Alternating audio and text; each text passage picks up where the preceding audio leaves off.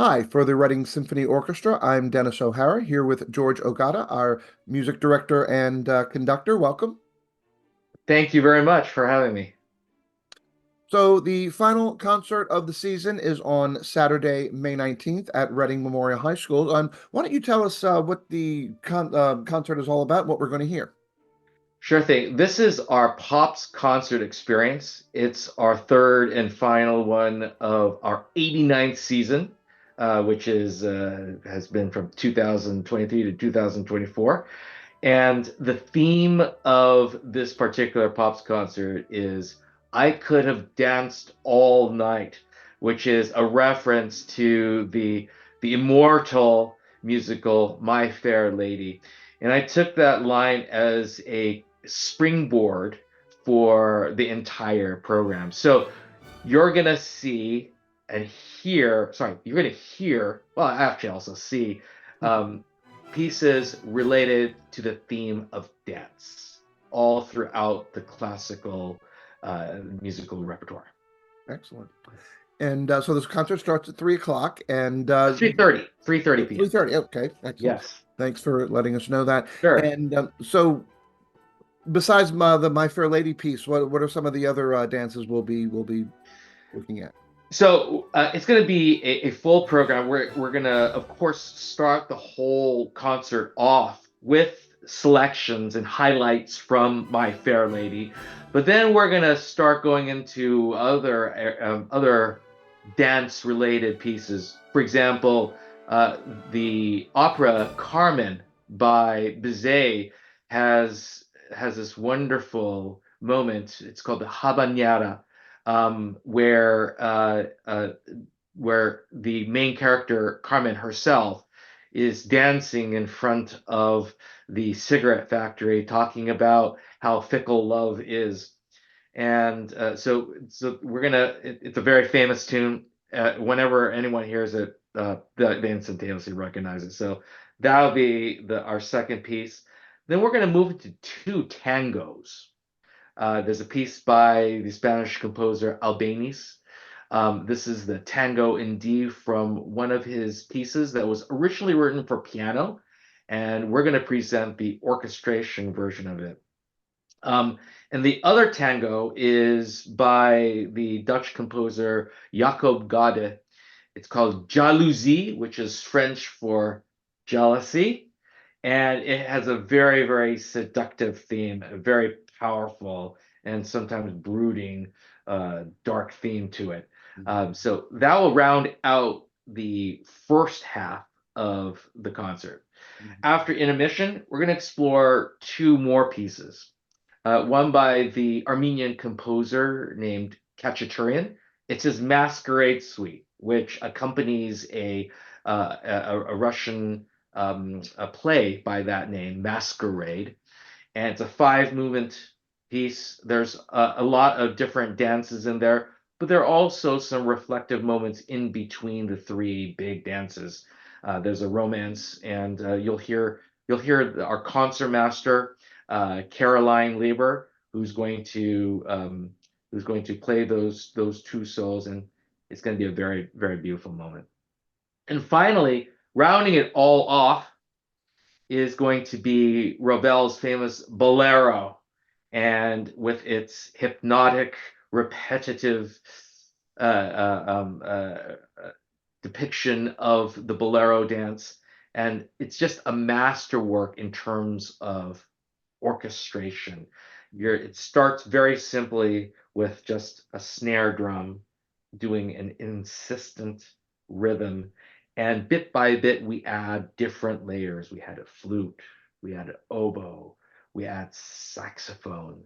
And bit by bit, it grows and grows and grows. And it takes a while to get to even the marking of forte or loud in the part. And then finally at the end, it ends in this big, big explosive fanfare with the whole orchestra, and it's going to be a really fun piece. So that's the whole program. Excellent.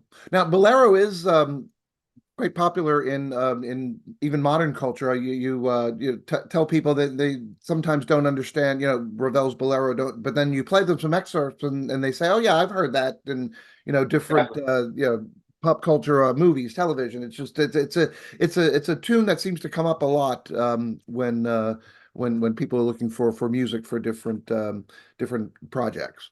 Yes, and that's one of the reasons why I decided to program it, not only because of its affiliation with the dance theme, but also it's just part of our culture, Yeah, and we wanted to end with that particular piece. excellent. So let's talk. So you've been the music director for around 11 years now, correct? For the Reading Symphony? Yes, so I joined in 2014, Hmm. so it's been 10 years, and it's so a decade, 1/10 of a century. And I've seen this orchestra, both the orchestra and also the audience grow as well. And it's for me, it's been a great learning experience working with an organization that really, really, truly cares. We have, one of the fundamental things, or one of the fundamental principles that I have been applying with this orchestra is that everyone is nice. And that the only way to really truly make deep felt and honest music is to foster an environment that is inviting, that is collaborative, that is truly just a safe space to make music. And I think they responded to that. And so it's a great a trust relationship that I built with the orchestra, and I hope to continue to do for many years from here on. I've really appreciated this past decade, and actually, this coincides with next year, which is our 90th anniversary season. Not many people can, or not many organizations, especially orchestras, can say that they have been around for 90 years. So it is quite a landmark in achievement, and we're going to make sure that we celebrate with a bang. Excellent. So for those that may not know, how where are the musicians coming from for the Reading Symphony? Sure, they generally come from the greater Boston area, but we even have people from out of state, from New Hampshire that come. There's even one person that comes from Connecticut. She's a very, very dedicated cellist. So we have people from all over the area that have found this particular environment of the Reading Symphony Orchestra to be a unique one, to be one that is, focusing on being completely musical, embracing musicality, and doing it in a way that is just fun and appreciative of each member of the orchestra. And so if someone is interested in getting tickets for Sunday's performance, how would they do that? Sure, you can visit our website, which is www.readingsymphonyorchestra.org. And remember, Reading is spelled Reading. So www.readingsymphony.org, and just click on, I believe it's tickets, or something else that's related to that. Just click on it, and then you'll be brought to a place where you can order tickets online. We'll hold those tickets for you at our front desk, our front table, and you can enjoy our concert that way.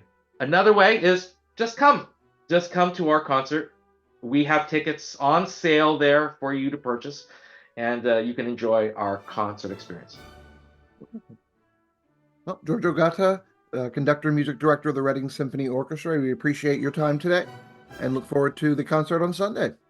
Dennis, I really appreciate your time, and I look forward to having all these music lovers come to our Pops concert on Sunday. Thank you very much. Thank you.